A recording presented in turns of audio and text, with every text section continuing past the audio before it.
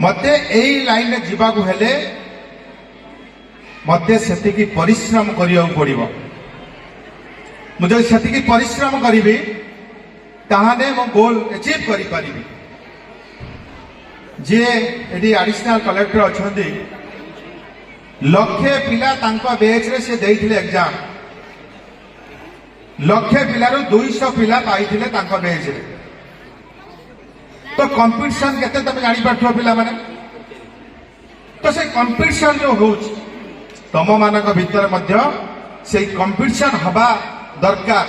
बहुमूल्य समय सहित बिताई आसी आम गण में उपस्थित अछंती। आम कुनी कुनी पिला मानकु किछि उद्बोधन देबे, इंस्पायर करिवे एवं सेमानकर ए बहुमूल्य समय पाई ताकू हार्दिक कृतज्ञता जनाऊछि।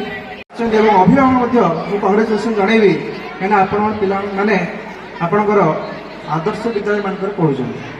द्वितीयतः आपण मानकर जो फैसिलिटी आदर्श विद्यालय जो दिखाई साधारण स्कूल अपेक्षा निश्चित भाव अधिक, जमी आपणकर सबू सब्जेक्ट वाइज टीचर एवं आपणकर आर्ट टीचर, म्यूजिक टीचर एवं अन्य सब जो शिक्षक अच्छा आपणकर निश्चित भाव पिलार ऑल राउंड डेवलपमेंट करने निश्चित भाव निश्चित सहयोग हम, निश्चित सहायक होउछि। आपणकर जो माने क्लास 10 पर जो माने भल मार्क रखुଛନ୍ତି 90% एबव आई थिंक, तेणु से माने आइकनिक वे भी जो भुवनेश्वर अंधारुआ आम सरकार जो तैयारी करछन्ती सेथिरे 500 पिला प्रति वर्ष पढ़ुଛନ୍ତି एवं मु जानी बहुत खुशी होउछि जे एई स्कूल सर्वाधिक पिला ओडिसा रे सर्वाधिक पिला एई स्कूल सिलेक्ट होइछन्ती। एवं अन्य गोटे कथा जे एई स्कूल एई वर्ष रे रिजल्ट जो हाई स्कूल सर्टिफिकेट एग्जामिनेशन जो हमर जो annual high school certificate exam रे 99.4% जो मार्क रखछन जो पिलाटी ताको भी अशेष अशेष शुभेच्छा मु जनाउछि। एवं भविष्य रे से जेमति भल मनुष्य हेबे एवं भल ताकर जो उद्देश्य रही तार साधित हम ताकि मुझे शुभेच्छा जनाऊँ। आपण मैंने जानते जे मु आदर्श विद्यालय ओलंगे जो भद्रक ब्लॉक रे जो अच्छी आदर्श विद्यालय से मु 5 वर्ष ऊर्ध्व समय भाव में शिक्षकता एवं किसी दिन प्राय 2 वर्ष अधिक समय धरी भारप्राप्त अध्यक्ष भाव में दायित्व तुले। तेणु भद्रक प्रति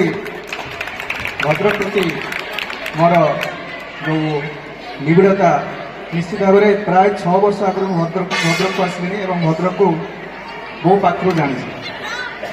द्वितीय कथा हूँ आपण जानते जे आपणकर एजुकेशन पिला मानकु फर्स्ट ऑफ ऑल मु कांग्रेचुलेसन कहबी कहीं ना आपण मानकु ओडिशा सरकार एमती गोटे अनुष्ठान देछन आदर्श विद्यालय आजिका दिन में आपण सीट गोटे पाइबा निश्चित भाव बहुत परिश्रम करछन। प्राय 1000-2000 पिला भितर आपण कंपटीशन करके क्लास 6 से जो एंट्रांस देके आछन निश्चित भाव ता एक प्रशंसनीय कार्य।